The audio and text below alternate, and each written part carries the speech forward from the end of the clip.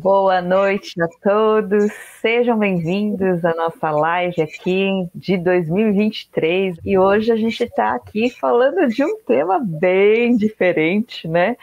Com Cláudio, Saião, bem-vindos.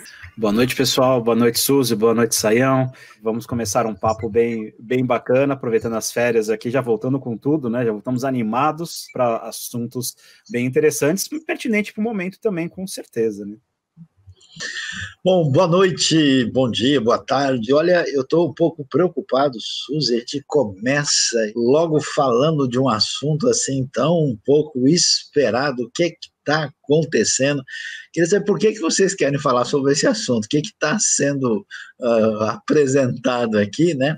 Mas, na verdade, o pessoal que está conosco, ainda você não se esqueça, você já pode multiplicar a live, convidar os amigos. O assunto parece não ser tão importante, mas tem muito sentido, e aliás eu mesmo tenho recebido muitas perguntas dizendo, olha, pastor Saião, estou ouvindo dizer que era assim, será que é isso mesmo?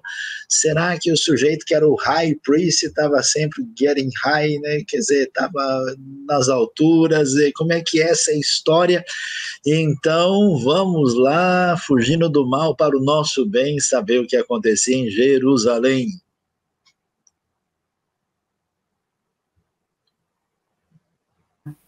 Deixa eu abrir aqui, né, começar.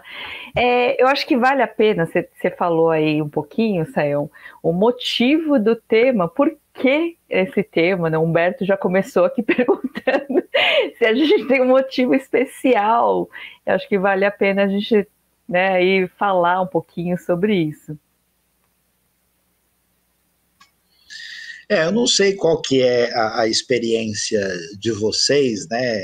Aí a Suzy, o Cláudio, né? Que tá. Nós estamos vivendo em dias assim bastante curiosos na nossa sociedade, né? Desde a época lá dos Beatles, né? Do famoso Yellow Submarine, né?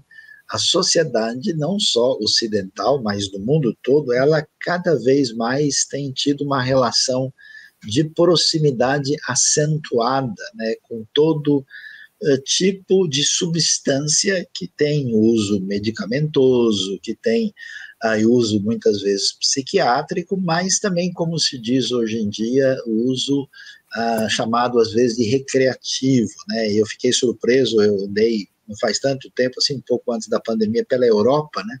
Eu vi diversos países onde isso lá estava sendo apresentado como se fosse uma coisa qualquer, né? Apesar de muitos especialistas falarem dos desdobramentos, dos problemas, né? Algo assim que chama a atenção. E mais recentemente a gente tem ouvido falar dessa coisa que é bastante presente, né, no ambiente religioso mais distante da cristandade, que é uma espécie de elemento teoricamente motivador do sagrado a partir de substâncias que viriam, né, a favorecer isso. Então, por que isso está, né, sendo algo tão assim no radar da sociedade de hoje? A gente precisa falar sobre essa coisa da maconha, do cannabis. E aí, o que é que vocês têm ouvido sobre o assunto? Eu acho que a primeira coisa interessante para a gente pensar nessa questão é se realmente tem alguma evidência, porque assim, isso aí a gente está falando, né, a gente não está falando de 20, 30, 40 anos, a gente está falando de 2.000 anos, de 3.000 anos, de 4.000 anos, a gente está falando de muito tempo aí, quando a gente pensa em algo bíblico, né, pelo menos. E a gente tem evidências, assim, históricas, evidências, né, como você falou aí, na medicina, de uso dessa substância da cannabis na antiguidade. Cláudio trabalha, né, até na área farmacêutica, então ele conhece um pouco mais, e o Saião aí conhece um pouquinho da história da prática. Então eu acho que vale a pena a gente pensar um pouco sobre essa questão. Existem evidências? Falar um pouquinho da história, aí depois o Cláudio dá um panorama do que acontece hoje. Até eu ia perguntar para ele se a cannabis antiga é a mesma, né, que nós temos hoje, mas assim, olha, é uma coisa curiosa, né, a presença ou algum nível de uso de cannabis, inclusive medicamentoso, está bastante registrado, né? A gente tem evidências disso na China antiga, na Índia antiga, muito antes do cristianismo, né?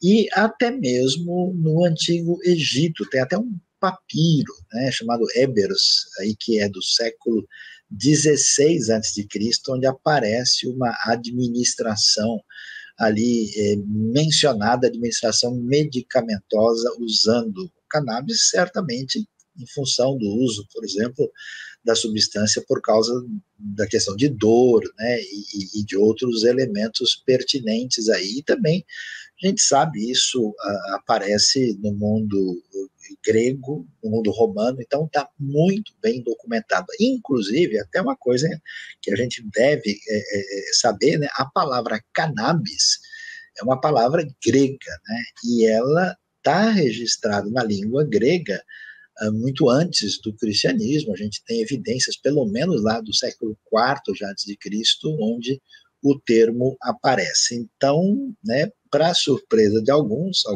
imaginam que talvez esse negócio de marihuana ou cannabis ou maconha é coisa que surgiu nos últimos 40, 50 anos com o mundo ocidental após a Segunda Guerra, mas não é o caso. De fato, isso era uma realidade.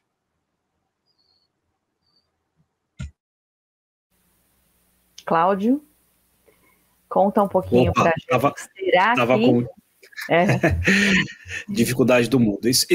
A sua pergunta foi muito bacana, Suzy, que a gente não pode identificar, quando a gente ouve falar de maconha ou de cannabis, ser tudo a mesma coisa.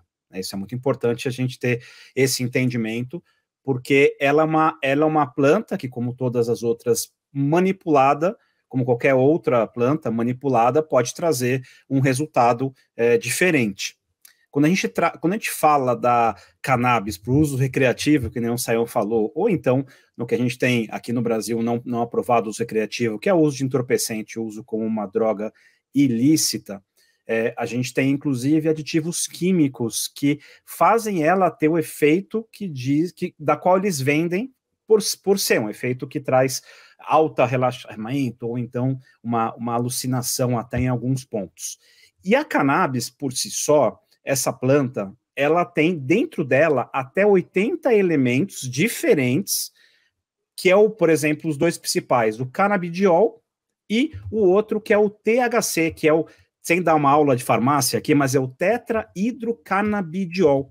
E a manipulação deles de uma forma equilibrada, o canabidiol, ele tem uma ação muito importante no sistema nervoso central, principalmente sendo um receptor de uma importante função que a gente tem, que é a produção de serotonina. E a modulação desse receptor traz uma série de benefícios.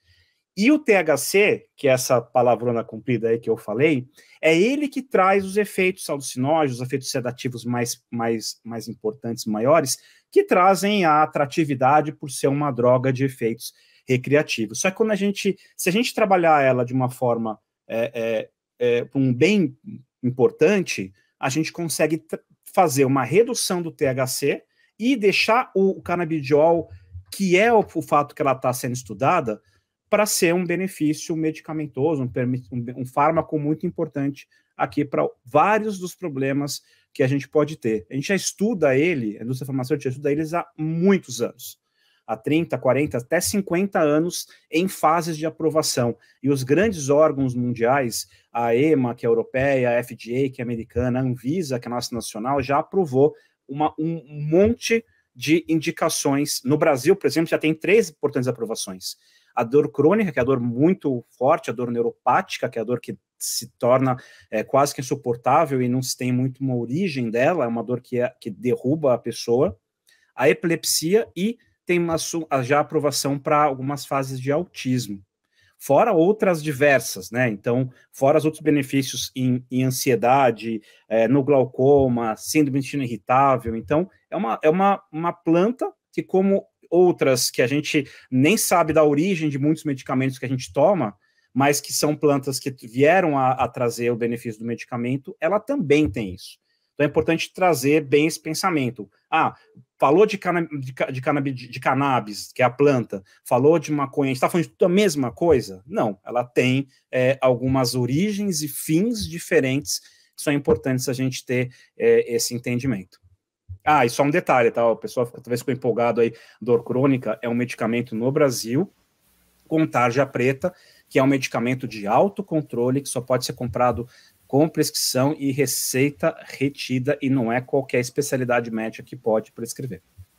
Agora, uma coisa interessante você falou, esse processo precisa passar por algo químico, né? Então, muitas vezes, isso era da mesma forma, a cannabis que eles usavam, né, a maneira que eles usavam antigamente, tem a ver com o que é usado hoje, porque houve uma mudança gigante, né, na questão da tecnologia, na questão de tudo, até o uso químico, na forma de usar quimicamente, o tratamento químico, né?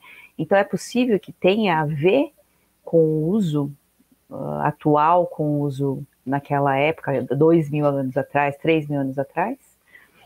A manipulação dela para o uso recreativo, ela tem alguns fatores químicos que podem até colocar anfetamina, por exemplo, na mistura para ela ter uma atratividade recreativa maior. E alguns estudos de psiquiatras que cuidam de pacientes, eu tenho acesso a alguns psiquiatras que me relataram isso, que tem pacientes adictos, né, que são pacientes que chegam em processos de dependência química, que a mesma maconha que as pessoas compram hoje para uso recreativo na rua, ela tem até 10 vezes mais potência alucinógena ou então algum fim que é dado do que se tinha 20 anos atrás. Então, o que a gente tem hoje é uma droga, é um acesso a uma droga que não é a mesma que se tinha há 20 anos atrás. Então, realmente, ela é hiper manipulada para ter cada vez mais uma atratividade de vendas aí no seu uso errado, que é o que o Sayão estava falando aí também no começo. Então, não é a mesma. É importante ter esse ponto que você ressaltou, porque achar uma planta, mesmo que macerada e utilizada de alguma forma milhares, centenas de anos atrás, não é a mesma que a gente vai encontrar hoje por aí.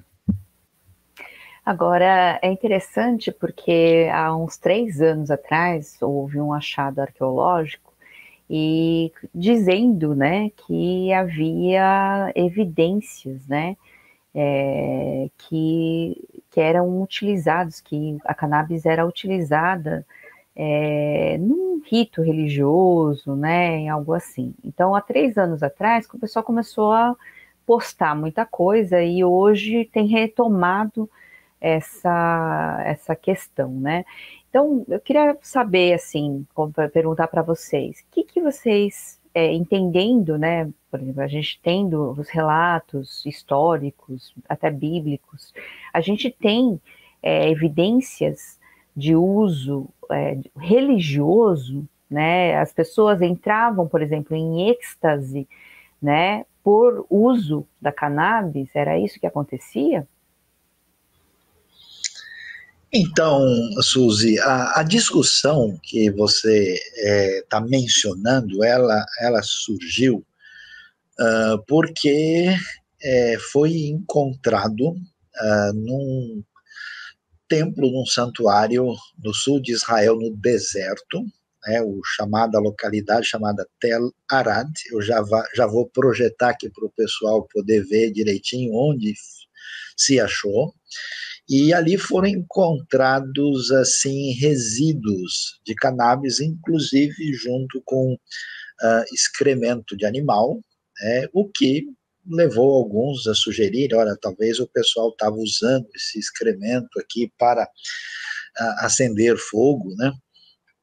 E usar isso como algum tipo de processo que de alguma maneira pudesse acender as pessoas de maneira mais ligada ao êxtase, né, religioso. Então, o que está envolvido nisso, a gente vai discutir com calma, mas assim, é claro que, né, em diversos ambientes, a gente mencionou que a história da presença da cannabis na realidade, que envolvia também aspectos religiosos, isso está presente, como a gente mencionou, a China antiga, a Índia antiga, a Grécia antiga, o papiro egípcio que a gente mencionou, Roma. Então, no mundo pagão, essa ideia de você tomar uma poção, né, tomar alguma coisa assim para, de alguma maneira, entrar em sintonia com essa realidade religiosa era muito comum. Inclusive é interessante, você vê que o livro de Gálatas, quando vai mencionar as obras da carne, ele vai usar a palavra lá feitiçaria, né? E pouca gente sabe que o grego, né, o Cláudio vai ficar meio preocupado aqui, o grego diz farmakeia, né, porque nos tempos antigos não se fazia distinção, nós não estávamos sob a égide do iluminismo, né? Então, o que acontece? Quando o pessoal olha isso e acha lá resíduos de cannabis em Tel Arad, que é uma localidade que já começa a ser mencionada em números, provavelmente conquistada por Josué, né, e a gente tem ruínas lá da época dos reis de Israel. Então, deixa eu tentar aqui apresentar o que aparece aqui para o pessoal. Deixa eu ver se eu consigo, né, fazer isso adequadamente. Vamos ver aqui se vai dar certo. Olha lá. Vamos ver se vai funcionar. Olha lá, essa tela.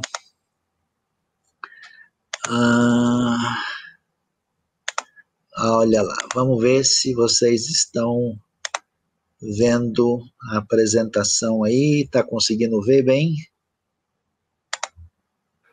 Sim. Sim, então olha lá, só para vocês poderem olhar direitinho, tá vendo? Só colocar na função de apresentação mesmo, Sayão. Tá, vamos ver aqui que eu coloquei, mas ele não resolveu funcionar adequadamente. Então deixa eu tentar um outro mecanismo e agora acho que vai ficar bom. Tá bom agora, né? Foi. Então, o templo de Tel Arad, pelo menos assim, a localidade é mais antiga, a gente sabe, né, mas o que a gente tem lá, os estudiosos acham que vem do século VIII a.C. Tel Arad, na verdade, é um sítio grande, ficou famoso lá por acharem o modelo de uma casa antiga de algo perto de 3.000, 2.700 a.C., como é que era uma casa israelita, né? Acharam também alguns pedaços de cerâmica com algumas inscrições, mas esse templo, olha que coisa interessante, santuário, ele está num excelente estado de conservação, confirma aquilo que está muito claro quando você lê a história do Israel antiga, né, que havia santuários, né, por isso que se fala tanto da importância do santuário único para adorar o Deus verdadeiro, né? E é curioso, o único santo dos santos preservado que já foi encontrado, inclusive é curioso, porque é um santuário sincrético. E aí você pode olhar, né, o que acharam. Esse templo de Tel Arad é um templo que foi feito, né, por uma tendência religiosa de se basear no Templo de Jerusalém, mas com modificações próprias. Só para a gente pensar, por exemplo, vamos supor que, de fato, possa se imaginar que esse elemento de cannabis ali, se isso está misturado com estrume de animal, isso já quebrou tudo quanto é elemento de pureza ritual judaica, né? Jamais seria aceito um negócio desse, né? Então, esse templo, como se diz, ele está fora do padrão. Ele tem, né, essa questão da parte externa e do pátio maior, uma área que é chamada área santa, e a área onde estava o Santo dos Santos, que agora vocês vão poder ver melhor, né? A Suzy pôde, né? Eu visitei Telarat algumas vezes, a Suzy viu o altar original que está no museu lá de Israel, e vocês podem ver ali que tem duas pedras ali no Santo dos Santos nesse lugar. Então veja bem, Telarat é muito longe de Jerusalém, é no deserto. Nós temos um santuário aí que, na verdade, digamos assim, é um santuário meio que rival e sincrético e diferente. E foi exatamente aí, né, não em Jerusalém, isso indica assim que era uma coisa dos sacerdotes de Judá, né, um resíduo que foi encontrado num único lugar e que pode até ter sido usado lá por alguma finalidade religiosa, mas que não tem nada a ver com o culto de Jerusalém. Então, a gente pode ter uma ideia aí, né, do que aconteceu nesse cenário lá na realidade de Telarat. E, Suzy, você chegou a ver, né, o Santo dos Santos, o que você viu lá, como é que era esse negócio? Estava bem alinhado com a revelação do Antigo Testamento ou estava meio diferente? É bem diferente. Ele é um. Tanto é que está lá no museu, mas mostrando que é mais próximo, é o único, você falou, é o único Santo dos Santos que foi preservado. Então é próximo no sentido que existe um Santo dos Santos. Mas ali existem essas duas pedras, né, duas estelas, que provavelmente parece que é um deus masculino e o outro é para uma deusa feminina. Então eles dizem que é um para Yahvé, né, o Javé, o Yahvé, e o outro provavelmente aí para Zerá, né, que era a deusa cananeia. Então, só olhando para isso, você vê que não é algo que está dentro dos conformes, não é, pelo menos não o que a gente encontra na Bíblia. Então, provavelmente, Telarat, esse templo, esse santuário, era algo que existia, um culto paralelo, né, uma forma paralela, e que tinha muitos elementos sincréticos aí, que estavam fora daquilo que a gente tem, né, como ordenança, como, assim, escrito ali em Êxodo, por exemplo, falando de como deveria ser, né, o santuário. Então, provavelmente, o que aconteceu é que era algo fora da religião, né, daquilo que Deus aceita, e que foi na reforma de Josias, que deve ter sido talvez destruído nesse tempo, tá? Pelo que a gente conhece da história lá, deve ter sido destruído nesse momento da reforma. Quer dizer, existiu como um santuário operante, né? Mas que não estava em conformidade com a lei de Deus, com aquilo que né, a espiritualidade de Deus, né, do Deus da Bíblia. E aí isso foi, então, retirado nesses momentos que houveram as reformas. É isso, Sayão. É interessante, né, você mencionar, porque muita gente, quando ouve falar assim, da Bíblia, imagina que você tem um relato uniforme nas Escrituras, onde tem uma série de mandamentos e orientações e que todo mundo que era do povo de Deus andava no quadrado, né? Mas isso é exatamente falta de ler o que a Bíblia diz. A gente vai ver que havia uma tendência geral para, né, a idolatria e para esse culto sincrético com a questão da fertilidade, né, da terra dos cananeus, né, e então esse templo, de certa forma, surge como um templo mais ou menos rival, paralelo, né. A gente não tem detalhes sobre isso, porque não encontramos documentos para dizer isso. Você falou uma chance grande, como Josias fez uma grande reforma no ano 620, Eles até dizem que talvez nessa reforma o templo foi desativado, ou até mesmo, como Ezequias também fez isso um pouco antes, né? Ezequias começa a reinar no ano 715 a.C., então no final do 8º século, começo do 7º, a gente percebe isso. Então, o que a gente começa a perceber? E aí é importante, veja pessoal, aqui não é mais uma questão da gente defender uma ideia ou ser a favor de uma outra ideia. A questão é que quando você acha resíduo de cannabis num templo longe de Jerusalém, e num templo que não tinha nenhuma conformidade, né, com aquilo que é a referência de fé que vai subsistir na história do reino de Judá e na história de Israel, e aí você, em função desse resquício, tirar conclusões muito acentuadas e definitivas a respeito da religião do Israel antigo, é algo absolutamente fora de propósito, né? Então a gente acha que, de fato, né, porque o que aconteceu é que no século XX, aí na metade do século XX, uma antropóloga polonesa, né, escreveu, ela era judia polonesa, alguma coisa em que ela sugeriu uma relação disso com as descrições que aparecem a respeito do óleo, da unção que aparece no livro de Êxodo.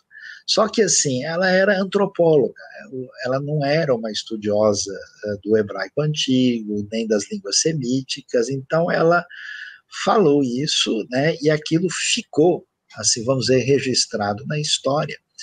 E algumas pessoas levantavam essas ideias, né, de vez em quando, e quando isso foi achado, como hoje nós temos uma sociedade, digamos assim, muito, às vezes, motivada a entender, né, os valores possíveis do uso de cannabis, a conexão foi colocado aí que isso tinha a ver com o que a Bíblia nos apresenta. Mas, com certeza, como a gente vê, né, não é que foi achado em Israel, não é que foi achado no reino de Judá, é Arad, que não tem a ver com Jerusalém, e é um templo aí com sua peculiaridade de distanciamento. Mas tem mais coisa aí que a gente precisa falar sobre o assunto.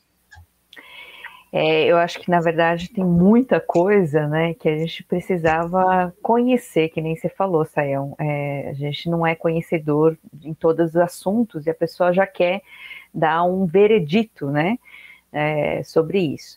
Mas a gente também tem uma questão, eu não sei exatamente aí, Sayão, mas você falou que cannabis já é uma palavra grega, inclusive o Temis está aí com a gente para testar. E se essa pessoa, a palavra grega, então já era de conhecimento, por exemplo, na época já que teve a conexão aí. Então, em algum momento deveria ter aparecido, eu creio, né? E nunca, em nenhum lugar a gente encontra nada que tenha a ver com essa palavra, eu acredito. Então, qual é a palavra que aparece, né? Ou pode falar, Sayão, você tá... Então, vamos lá, eu vou pedir até a ajuda de vocês aí, o Cláudio, ou mesmo a Suzy, vocês talvez estejam com a NVI aí do lado, ou Almeida 21, ou outra versão, como é que está traduzido o texto de Êxodo, capítulo 30, versículo de número 23. E então vamos olhar, né, o que está sendo dito. O pessoal já está fazendo algumas perguntas aqui, né? Podem fazer as perguntas, inclusive. Alguém está dizendo que ouviu alguma coisa no YouTube, que os sacerdotes usavam cannabis, outra pessoa está dizendo que tinha relação entre cânhamo e cálamo, né, nas traduções originais. Vamos lá, como é que está aí o texto de Êxodo 30, verso 23? 23. Junte as seguintes especiarias: 6 quilos de mirra líquida, a metade disso, ou seja, 3 quilos de canela, 3 quilos de cana aromática e 6 quilos de cássia, com base no peso padrão do santuário. Cana aromática. O Cláudio, você está com alguma outra versão aí que... Tô com a NVI também, mas eu pego em segundos aqui. Quer que eu pegue a 21? Não, tudo bem, acho que a 21 deve ter... Bom, se você tiver alguma coisa online diferente aí, vamos aí olhar. Então, pessoal, vamos lá, preste atenção agora, porque o foco aí é linguístico, né?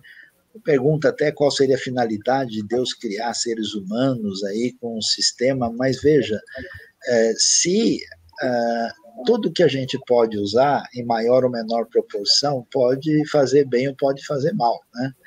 Então, assim, se o sujeito usa de maneira medicamentosa por causa de um aspecto específico, alguma coisa ligada a cannabis, né, isso é uma coisa. Agora, se o indivíduo ele se torna dependente, seja de cannabis, de fumo ou de qualquer outra coisa, é uma outra história. Mas olha lá, eu tenho aqui o melhor léxico, dicionário do hebraico bíblico, o famoso KBL, Köhler Baumgartner Lexicon, a edição alemã e inglesa, publicada na Holanda, pela editora E.J. Brill.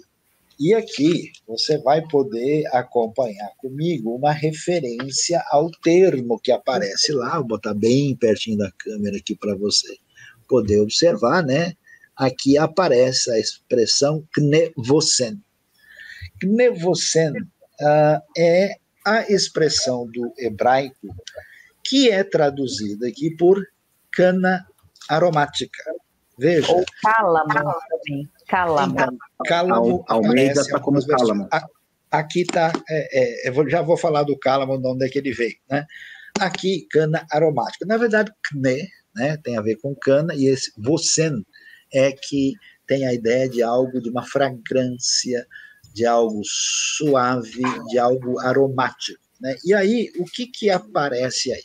Aqui eu tenho na sequência o chamado Anchor Bible Dictionary, um dos melhores do mundo, se não o melhor, né? Ele tem 6 volumes, estudiosos do mundo todo. Pessoal, não há nenhuma referência aqui de ninguém, de qualquer coisa ligada a cannabis ou coisa semelhante.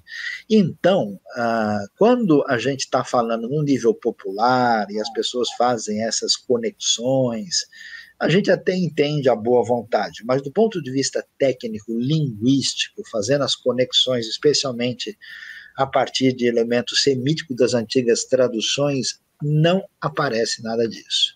A Suzy mencionou uma coisa interessante aí, né, quando ela comentou, que a palavra cannabis já existia no grego antigo. Há evidências aí, pelo menos, do 4º século antes de Cristo. Quando o Antigo Testamento, na cidade de Alexandria, foi traduzido para o grego no ambiente aí, do judaísmo helenizado, eles foram traduzir, a expressão que aparece lá, essa cana aromática, ela está falando dos ingredientes que preparavam o óleo da unção. O que a gente vai ver? Que ninguém traduziu isso por cannabis em lugar nenhum. Nunca foi traduzido. E eles conheciam cannabis. Eles vão usar a palavra grega que é exatamente o termo que é a origem da nossa palavra cálamo. Né? O grego diz, está no genitivo masculino singular, cálamo eodos, né, que aparece lá. Daí que vem, cálamo, na verdade, é uma referência a essa cana aromática. Então, assim, evidência técnica e linguística, quer dizer, e olha, essa expressão aparece uma única vez, só aí em Êxodo 30, verso 23. Então preste atenção. Diante do fato de que você tem um único versículo que menciona uma expressão que não há dúvida do ponto de vista técnico-linguístico, que é uma cana aromática, você tirar a conclusão, não só que os sacerdotes usavam cannabis, e que isso era algo que era pertinente ao culto do judaísmo, da religião de Israel, não faz o mínimo sentido, né? E tem mais, a gente não tem aqui somente a questão da Septuaginta. Você tem os chamados Targums aramaicos, né? Quando o texto bíblico ele é citado e mencionado na tradição judaica, e os Targums não traduzem por nada que tenha a ver com cannabis. Mais tarde, a gente vai ver que depois, na tradição talmúdica, há até referência a cannabis, mas não usa a mesma terminologia.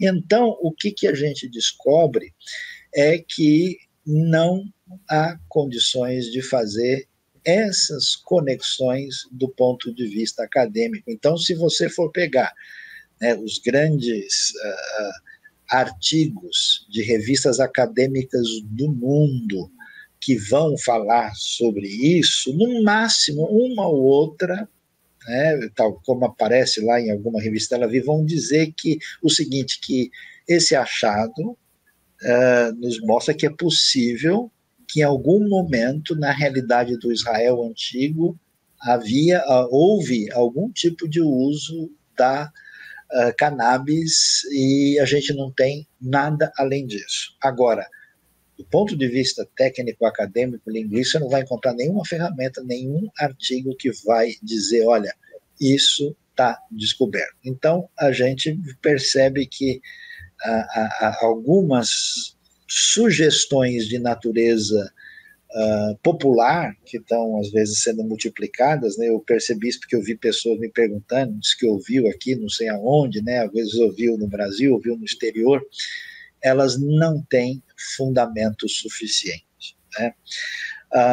Então, não sei se vocês conseguiram olhar aí, né? Ver, eu até dei uma olhada aqui na Elberfelder Bibel, uma tradução alemã boa, recente, né? Também fiz questão de dar uma olhada aqui na famosa Bíblia de Estudo Arqueológico. Estou com a edição original em inglês, né? Já tem em português também, e eles não fazem nenhuma menção a nada disso, o que mostra para a gente que a conclusão de que isso não era uma realidade constante, comum, que não estava presente no culto, certamente é algo fácil de perceber. Mas tem mais coisas ainda para a gente falar sobre isso, porque essa sugestão não faz sentido. Sayão, antes da gente entrar em outras questões, eu acho que vale a pena, porque o pessoal acha que o sacerdote estava assim, ele entrava no templo e ele ficava em êxtase o tempo todo. Parece que existe uma ideia de que a parte, assim, ritualística, né, assim, a parte cerimonial envolvia isso. E assim, pelo menos eu lendo, eu não sei se eu estou errada, mas eu lendo a Bíblia, dificilmente eu encontro algo nesse sentido. A gente tem alguns personagens, por exemplo, Saul, ele se apresentou, né, em algum momento ali em êxtase. A gente vê em alguns que eles chamam até de profetas, ou eles chamam, né, tem vários estáticos. Nomes, os profetas estáticos, né, eles aparecem realmente em algum estado assim de êxtase, mas dificilmente a gente associa, né, a cerimônia, né, religiosa, no caso de culto a Deus, com o êxtase. Por que estão falando tanto que os sacerdotes estavam em êxtase, né? Ficavam em êxtase, enfim. Eles precisariam disso? Eu sei que vocês dois já visitaram a terra de Israel, deram uma boa caminhada por lá. Vocês, olhando a realidade, o que vocês presenciaram, vocês viram alguma coisa que apontasse a coisa nessa direção? A galera, assim, desconectada da realidade? Bem ao contrário, né? Bem ligado, ao contrário, muito até racional, conversas, né, argumentos, né, muito diferente do que... E se fosse essa forma de ter um uma interação espiritual, acho que a gente encontraria muito mais canabidiol em resquícios arqueológicos do que a gente encontra, né? Se fosse essa a forma de mesmo que não estruturado biblicamente, mas se fosse realmente historicamente isso, a gente não encontraria um resquício ali em tal local. Seria muito mais, né? Porque o desejo das pessoas de se conectarem com Deus faz parte da história da humanidade, né? Pois é, essa observação do Cláudio, eu acho que ela faz todo sentido, né? A fé que vemos no Israel antigo não é o Santo Daime. E isso é muito importante, por quê? Porque, vamos lá, no mundo antigo não havia essa percepção de que, olha, nós estamos usando, né, aqui uma substância que faz mal para a saúde, pelo contrário, né? Ou eles viam nessas substâncias algo motivador para o sujeito entrar em êxtase, ou viu como um elemento terapêutico. Então não havia qualquer tipo, vamos dizer assim, de preconceito com qualquer coisa desse tipo, né? E supondo, né, se de fato isso fosse um elemento motivador da espiritualidade, a gente ia encontrar, era a plantação, né? A gente ia encontrar a colheita, né? O Levítico ia ter um capítulo a mais. Quando fizeres a colheita na cannabis, reserve tanto para o sacerdote e tal, né? Quem sabe a Ruth teria entrado na época da colheita. Então, a Ruth ia entrar numa outra sintonia. Então, não faz sentido. Então, assim, se houve algum uso, como a gente vê lá, o que talvez tenha sido, né, em algum momento em Telarad, isso é algo absolutamente excepcional, absolutamente fora do padrão. Não há nenhum sinal dessa realidade quando a gente percebe lá. E quando a gente vê a descrição da história de Israel, a Suzy mencionou o que aparece em 1 Samuel, capítulo 9, capítulo 10, inclusive até o verbo hebraico lá é diferente, né? A raiz, né, do Navi, né, Nabá, ela entra no Ritpael, fica Ritnavé, né? Quer dizer que eles entram em transe, né? Isso acontece com Saul. Aquela profecia estática não é o elemento predominante, né? E nem podemos imaginar que o elemento apocalíptico também tem qualquer sinal, né? Porque não haveria nenhuma razão para eles. Imagina Ezequiel, filho do homem, ponha-se de pé, né? E pegue o matinho aí do lado, né? Seria essa a expectativa, mas não existe nada disso. Não há um elemento que aparece. O apóstolo João está na ilha de Patmos. A ilha de Patmos não tem nada, né? Não dá, né? E o Império Romano certamente não ajudou, colaborando com qualquer substância para fazer aquilo. E aí, o que a gente vai perceber?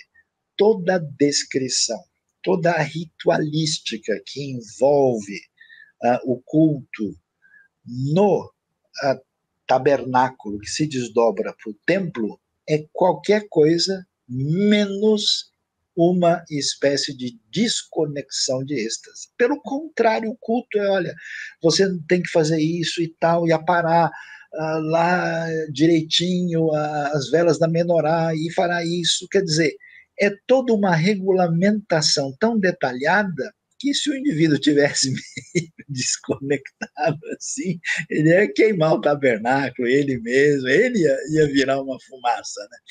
Então, é curioso a gente perceber que não é compatível com o tipo de realidade religiosa presente no tipo de culto que havia no Israel antigo.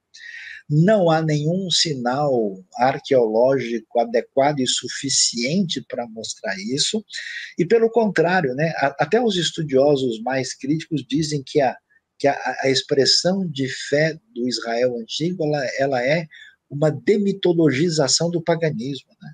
É um caminho de afastamento, é um surgimento de uma consciência transcendental e ética, no sentido de construção de uma sociedade em função dos paradigmas de amar Deus e o próximo. E muito difícil imaginar que os elementos pertinentes para esse tipo de coisa seriam da natureza como algumas pessoas têm sugerido. E eu sei, né? Vocês conhecem, aí até mesmo já viram um pouco de perto, Existe em Jerusalém estudiosos judeus religiosos que tentam, né, ir atrás de tudo para recriar, para ver como é que essa realidade está presente. E o pessoal do Instituto do Templo, que tem uma organização religiosa, eles têm o seu próprio jeito de pensar, até que ponto eles estão errados ou certos, aí é um outro assunto. Aqui nós temos uma live aí sobre, né, será que o terceiro templo será construído? Você pode ver, né? Aí se inscreva no nosso canal e aproveite que tem conteúdo aí em grande quantidade. E aí esse pessoal está lá, né, querendo olhar no detalhe, olhando a Bíblia hebraica, estudando hebraico antigo, olhando todos os detalhes de como, historicamente, os estudiosos, os escribas, os rabinos, os mestres, a tradição talmúdica, a chamada Torá Be'al Pé, aquilo que tem em tudo, desde a Mishnah até os comentários de Rashi, né, e dos seus alunos, e eles nunca perceberam nada disso. Eles nunca fizeram nenhuma substância, né? Eu cheirei, né, a combinação dos elementos que eles têm lá em Jerusalém, né? E aí, quando a gente chega lá, você sente uma coisa compatível com uma cana aromática. Você sente uma coisa que é parecido com a descrição que a gente tem lá. Agora, esse lance da cannabis realmente é uma viajada quando se tenta ligá-lo como um elemento comum do templo em Jerusalém e na religião israelita do Antigo Testamento. Eu fico pensando que a gente, estudando a Bíblia, a gente vê um Deus que é tão sóbrio, né? Ele vem encontrar com o ser humano, ele fala de uma maneira, ele dá uma palavra humana para que o ser humano consiga raciocinar com o uso do raciocínio e do conhecimento, ele entenda, né? Ele é um Deus pessoal, faz uma aliança com o ser humano, e é estranho pensar que um Deus assim queira que todo mundo entre em êxtase para se encontrar com ele. É bem contraditório, né, quando eu penso nisso. Agora, eu acho que, Cláudia, a gente tem um monte de perguntas, né, e o pessoal já pode colocar mais perguntas, né, para a gente poder aí conversar um pouquinho, tirar um pouco as dúvidas do pessoal. Olha, tem umas perguntas interessantes aqui. Tem uma que é, acho que posso tentar ajudar a responder, tentar buscar meu lado científico aqui, que é o Sansão perguntando qual seria a finalidade de Deus criar nos seres humanos o sistema endocannabinoide, se não para receber o cannabis. Vou até colocar aqui para fazer para ver que não foi uma sopinha de letrinhas esse endocannabinoide aqui que foi falado. Vou tentar explicar para vocês aqui um pouco sobre esse sistema. Esse sistema, na verdade, ele tem a função, ele tem dois receptores que chama CB1 e CB2, e ele tem a função de metabolizar não o canabidiol, né, mas e sim o canabidinoide, que é inclusive constituído no corpo de forma endógena. O próprio organismo vai processar, vai criar essa substância para ajudar nas funções principais que esse sistema vai atuar. Inclusive, ele não tem tanta... É um sistema bastante importante e ele tem algumas funções necessárias que não são só na questão do que a próprio canabidiol, que os usos que nós estudamos dessa molécula podem atuar. Ele tem ali uma ação importante, ele ajuda na regulação de apetite, dor, inflamação e uma série de coisas, termorregulação, metabolismo e tudo mais. E para não falar que é uma questão de relação específica entre o canabidiol, né, dentro desse sistema endocannabinoide, ele também é encontrado na equinácea e na linhaça. E até onde eu saiba, equinácea e linhaça não dão nenhum barato, né? Então, não tem uma relação direta desse sistema ter sido criado por Deus no organismo somente para o processamento do canabidiol. Espero ter conseguido explicar. Foi claro, Sayão Suzy? não é minha praia, a ciência, mas a gente se arrisca de vez em quando. Muito bom, Cláudio. Eu só queria, talvez, para o pessoal entender bem, né, que o nosso objetivo ao comentar sobre o assunto tem a ver com essa discussão bíblica. Aqui ninguém está dizendo, né, que a cannabis é do demônio, é do mal, se a pessoa passar perto dela, ela de alguma maneira está prejudicada.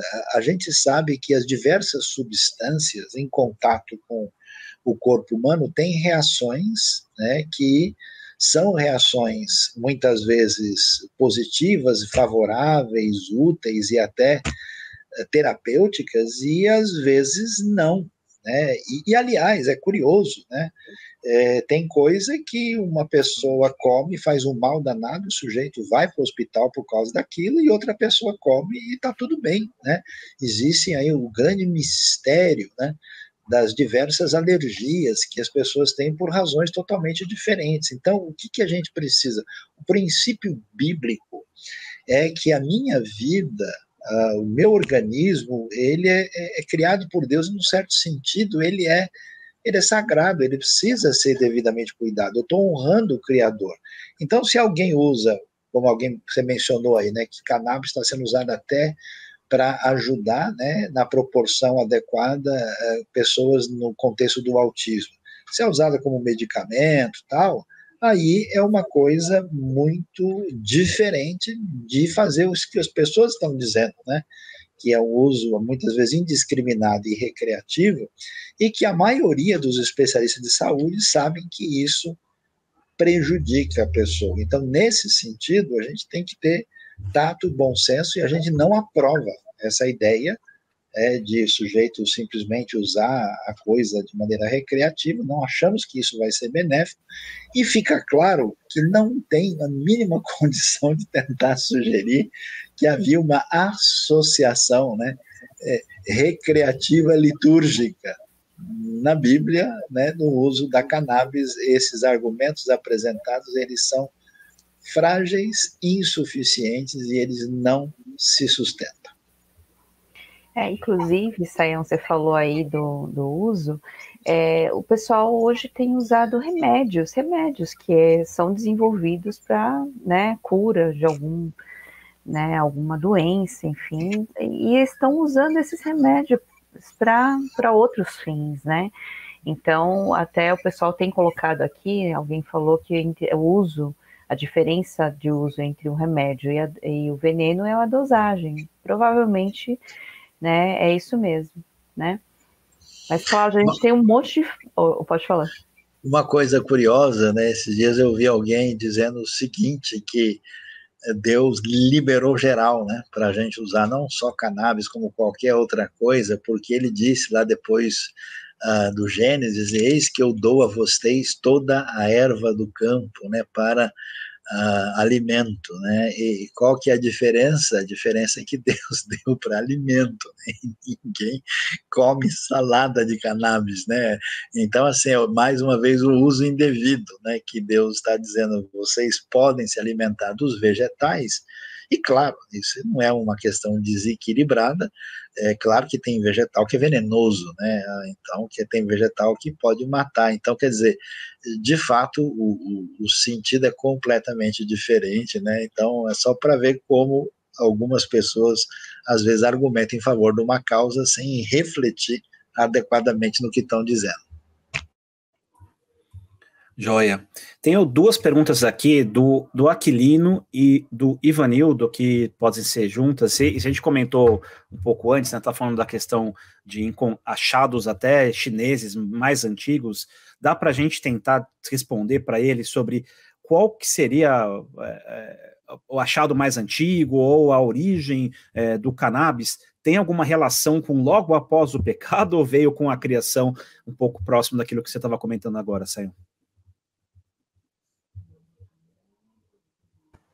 Na verdade, nós temos coisas diferentes. Tem até um ideograma antigo, até acompanha o ideograma de grande na China antiga, que é compreendido como uma referência ao cannabis. Tanto na Índia como na China antiga,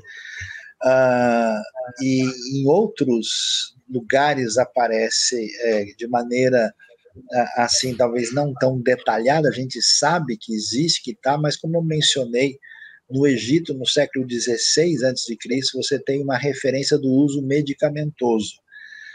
Eu não posso aqui precisar, alguns chegaram a dizer que a análise propriamente arqueológica dá sinais de alguma presença de cannabis no contexto humano desde o Neolítico.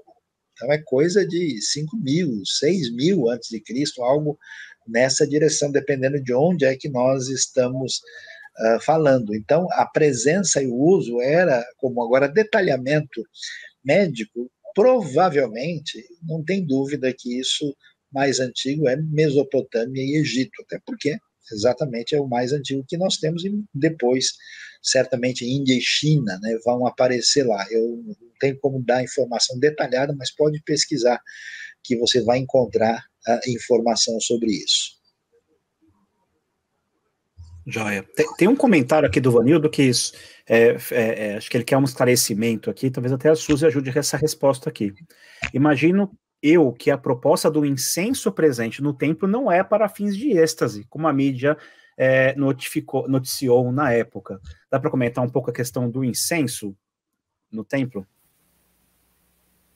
Então, o incenso no templo era usado para, como se fosse aquele, a gente chama de aroma suave, né, a Deus. Então era entregue, assim, a Deus, né, e ficava lá no santo, no lugar santo, né, onde ficavam a menorá, né, o castiçal ali das luzes, a mesa dos pães da presença, e ali pertinho já do véu ali tinha o incenso, né, que era entregue a Deus. Então, provavelmente só se for para Deus, né, porque não era nem para uso do sacerdote, era para uso para ser queimado ali, entregue para Deus, né.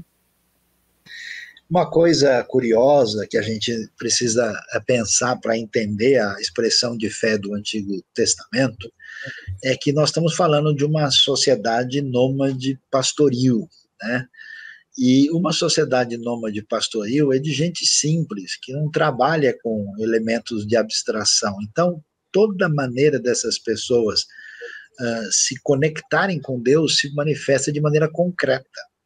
E esse concreto traz para a gente o que? A construção do tabernáculo, com todos os espaços, os detalhes, com as substâncias que têm um valor ali no contexto em que eles vivem. Pessoal, mas por que no Antigo Testamento era necessário levar um animal para ser oferecido a Deus? Mas eles só tinham animais, eles eram pastores do deserto, eles iam levar o quê? Cocada para Deus? Não é possível fazer isso, né? Então, a coisa tinha essa finalidade, e nesse sentido, né, como isso tinha, vamos dizer, uma teologia sensorial, um dos aspectos valiosos dessa teologia sensorial envolvia aquilo que tinha um aroma suave, né, que subia para o Senhor. Tinha a finalidade litúrgica concreta, jamais de fazer com que o sacerdote assim desse uma viajada diferenciada, né? Legal. Uma pergunta do Ivanildo, que diz: há a possibilidade do achado arqueológico ser algo ligado a judeus não tão judeus assim, helenizados ou sob influência de práticas pagãs? Então, isso é bem interessante, né? Porque não existem nessa época judeus helenizados, né? A helenização do mundo antigo, ela só vai, né, ter espaço aí na ocasião depois de Alexandre o Magno, né, Alexandre o Grande, então só depois de 334 a.C. Agora, veja bem, aí todo mundo precisa prestar atenção e entender bem isso, né? Nunca existiu na história bíblica esse negócio do judeu puro, Porque os judeus estavam no Egito, os judeus, né, Abraão com a família veio lá da Mesopotâmia, eles adoravam outros deuses além do rio, eles chegaram na terra de Canaã, né, só para a gente ver como isso é nítido, né, que de todo mundo que sai para entrar na terra de Canaã, só Josué e Caleb, nem Moisés não entra. Né? Então, não existe, é um pouco mítico esse negócio, não, porque esse pessoal, o que já existia de puro era o que Deus havia orientado, mas o pessoal sempre estava tentando jogar bola nos dois times, um gol contra, outro a favor, né? E a coisa era muito complicada. E aí, o que a gente percebe? Em vez de estar centralizado, né, na realidade do santuário dedicado a Deus, na cidade de Jerusalém, o pessoal fazia paralelo. Lê primeiro Reis 12, né, a gente vê a história lá do Jeroboão primeiro, né, que vai fazer aí os santuários rivais de Judá, tanto em Dan, né, que dá para ser visitado até hoje, inclusive, como também em Betel, né? Então, quer dizer, o que a gente vê em Arad é uma coisa assim meio esquisita, né? São judeus que, sim, né, do reino de Judá, influenciados pela mentalidade cananita. A Suzy mencionou, né, a Zera, aí a consorte, né, do Senhor, arrumaram a namorada de Deus, né? Para estarem ali em sintonia, quer dizer, é claro, né? Então, se no ambiente desse, de repente, surgiu alguma coisa que... tiraram Baal para colocar Yahvé no lugar. Pois botaram o Baal para correr, né? E aí colocaram, já fizeram essa mistura aí, que é um sincretismo tanto quanto exótico, por isso que não pode, né? Olhar para um negócio desse e dizer, olha, a realidade do culto do mundo antigo era essa, né? Então, são coisas que estão numa relação de diferença em relação à proposta do texto, não era algo normatizado e que fazia parte da realidade. Não estava em conformidade com o que Deus deu, né? Inclusive, a gente pode até falar que o que Jeroboão colocou lá em Betel, em Dan, não eram nem sacerdotes, eles não eram oficialmente sacerdotes, né?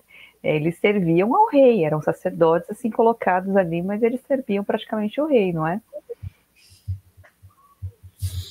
Exatamente.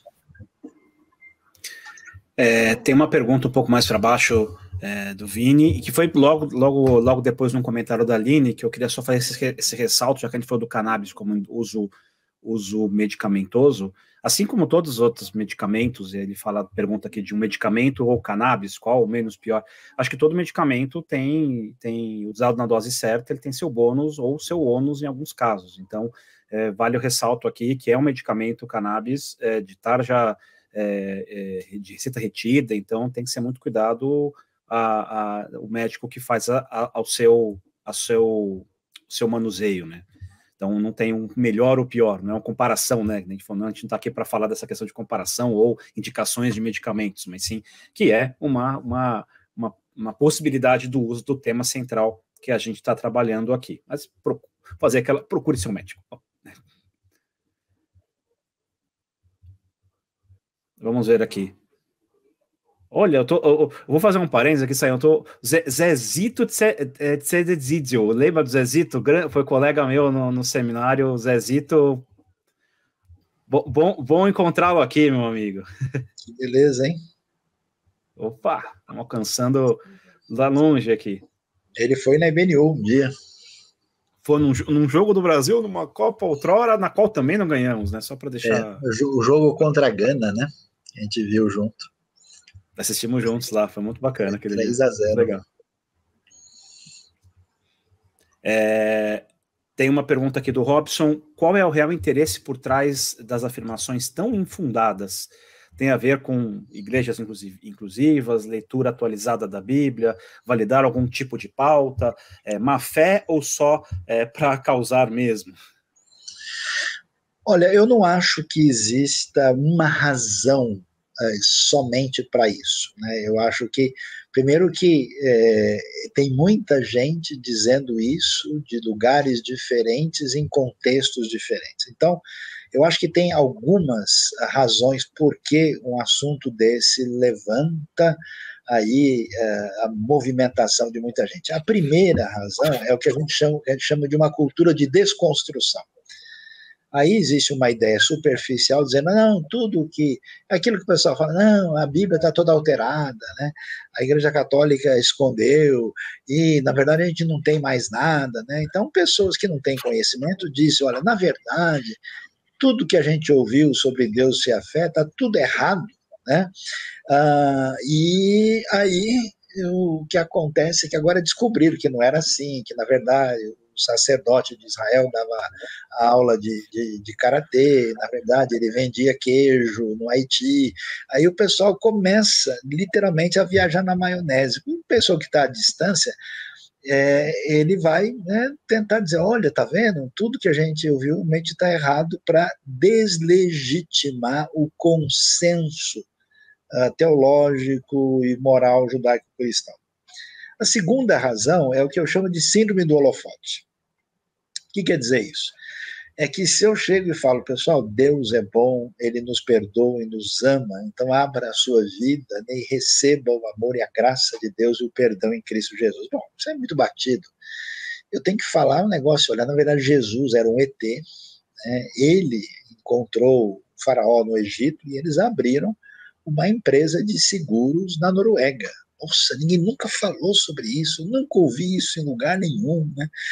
Então, quando a pessoa fala um negócio muito inusitado, né, um negócio que ninguém nunca ouviu, imagina sacerdote de Israel no templo de Jerusalém usando maconha, nossa, que coisa, nunca ouvi falar disso, deixa eu ver o que é. Então, existe um pouco desse elemento midiático. E existe também, a pergunta aí que é apresentada, existe também aquele pessoal que está nessa caminhada que muitas vezes é chamado de progressista, né? Mas é que é de desconstrução da fé.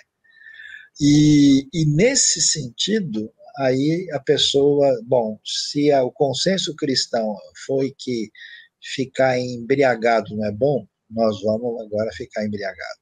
Se o consenso cristão foi questionar, né, essa questão dos vícios, nós vamos falar que o sujeito bom é o viciado mesmo. Então é um pessoal que está sempre assim, preparado para falar a coisa mais contra possível, né? Ele chuta para o lado que está virado, ele nem quer saber. Então, nesse sentido, é uma atitude que eu acho que surge de um ressentimento, né, de um aborrecimento interno que tem a ver com a experiência negativa e ruim que algumas pessoas têm tido aí na sua caminhada. Joia. Tem uma pergunta aqui, e aí já emenda uma pergunta do Wagner. Tem 3 perguntas um pouco sobre o incenso, né? Que pergunta sobre a Josiana, as ervas eram misturadas, depois a queima do incenso era performático? Depois o Ivanildo pede para comentar um pouco mais sobre o incenso e o papel dele na teologia do templo. No tabernáculo, originalmente, né, a gente tem 2 áreas, né? Você tem o que é chamado a tenda da congregação, o Ohel Moed, e a área do lugar santo tinha 9 metros por 4,5, separado pelo véu, pela grande cortina com os querubins, e depois ali dentro ficava, né, depois atrás do véu, o Santo dos Santos com a Arca da Aliança, num espaço de 4,5 por 4,5. Um pouco antes ficava o altar do incenso. Esse altar, ele tinha, assim, 90 centímetros de altura por 45 centímetros de cada lado, como tudo num tabernáculo feito de madeira de acácia e revestido de ouro, né? E o sentido desse altar do incenso parece ter ligação com a ideia da oração, daquilo que sobe diante de Deus. Porque, inclusive, essa imagem ela fica forte lá no Apocalipse, né, quando se fala, né, das orações que subiam diante de Deus, né? E aí, você tem lá em Êxodo 30 a referência, faça um altar de madeira de acácia para queimar incenso, será quadrado com 45 centímetros, revista de ouro e tal, e aparece depois as referências, né, daquilo que vai ser utilizado, né? Esse incenso que aparece a mistura, né, é misturado, né, são vários ingredientes ali. A maior parte das coisas é bem compreendida, às vezes tem um ponto ou outro que alguns estudiosos têm um pouquinho de diferença de interpretação, né? E além do incenso foi feito esse tipo de azeite perfumado sagrado com essa mistura, né? Tudo isso tinha a finalidade de fazer de maneira concreta um elemento de separação para Deus, tinha uma finalidade litúrgica, então nesse sentido ele é performático, sim, né? E tinha essa finalidade de representar o sagrado concreto, tanto é que você não pode copiar essa mistura, né? Você não pode fazer igual, inclusive a rejeição era muito forte, né, em relação a isso, e, claro, de apresentar, né, que é uma coisa muito clara, né, toda a função do tabernáculo é apresentar o ofertante limitado e pecador diante do Senhor. Então, o incenso tem essa função dessa conexão. É muito bonito, né? E eu acho muito poderoso na comunicação para todo tipo de pessoa que nós temos aí nessa teologia do Mishkan, né? Do tabernáculo. Eu sou fascinado pelo Salmo 141, sabe, eu gosto muito, e ele fala no versículo 2, né? Ele começa dizendo no primeiro: clamo a ti, Senhor, vem depressa, escuta a minha voz quando clamo a ti. Seja a minha oração como incenso diante de ti, e o levantar das minhas mãos como oferta da tarde.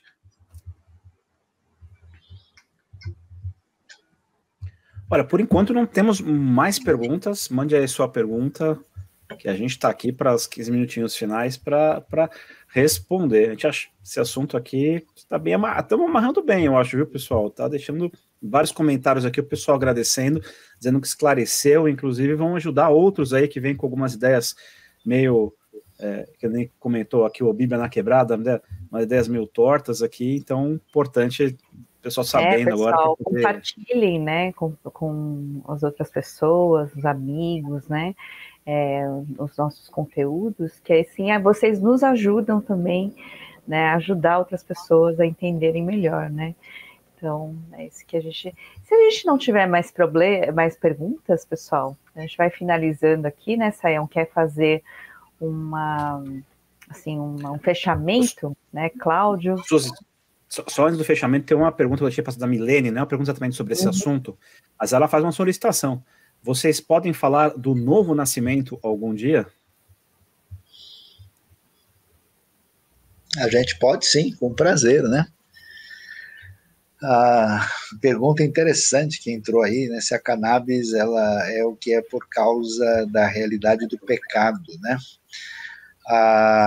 Veja, não é só a cannabis, né, que tem desdobramentos. A gente não pode dizer que Deus criou algumas coisas antes e outras só apareceram depois, como se tivesse duas criações, uma divina e outra nem tanto assim, depois do pecado, né? Então, tudo que aconteceu na história tem a ver da criação com a criação divina e que aparece prejudicada pelo fato da presença do mal na experiência humana e no universo. Então, num certo sentido, todas as coisas estão prejudicadas, estão, né, aí algum nível de disfunção, né? E acho que o maior problema da cannabis nem é a cannabis, mas quem está com ela na mão, que costuma ser o problema maior, né? A gente tem um monte de coisa nesse mundo, né, que pode ser utilizado de maneira favorável e positiva, mas a situação do pecado e da dificuldade e limitação humana certamente tem que ser considerada. A gente quer agradecer muito vocês, convidar a todos aí a fazerem parte do nosso canal, se inscrevam, tem muita coisa aqui, tem cursos, tem diversas aulas, muitas mensagens, muitas lives, muitos temas, você pode aí procurar, né, e compartilhar com seus amigos, porque tem tanta coisa esquisita e ruim surgindo por aí, e você então pode compartilhar uma coisa que é bem pensada, bem pesquisada e bem fundamentada, né? E aí a gente então precisa aí do apoio de vocês, pedimos, e também visite a gente, estamos aqui em São Paulo, né?